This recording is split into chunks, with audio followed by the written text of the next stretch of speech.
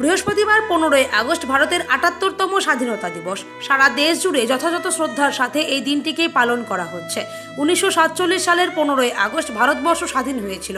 বহু আত্মবলিদানের মধ্যে দিয়ে দেশমাতৃকাকে ব্রিটিশ পরাধীনতার শৃঙ্খল থেকে মুক্ত করেছিল ভারতবাসী।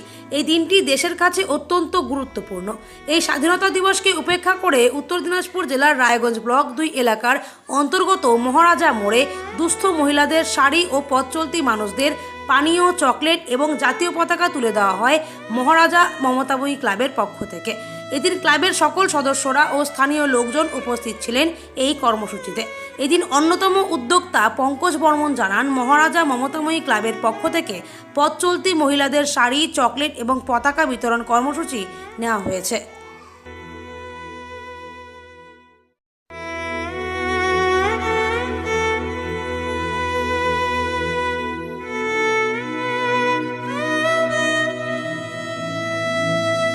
আমাদের 15 উপলক্ষে যে আমরা পতাকা উত্তোলন করেছি, তারপরে তোমার হচ্ছে রাস্তায় জল, চকলেট, ফ্যান সেটা দেওয়া হয়েছে, লোককে শাড়ি দেওয়া হয়েছে মায়েদের জন্য।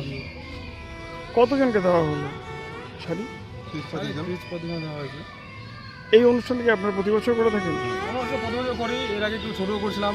প্রত্যেক বছরই আমরা ভাবছি একটু বড় বড় কিছু করার চেষ্টা করি। এমনি তোমার যেগুলো জল টল রাস্তায় ওগুলো আমরা প্রতি বছর দিই আর কি।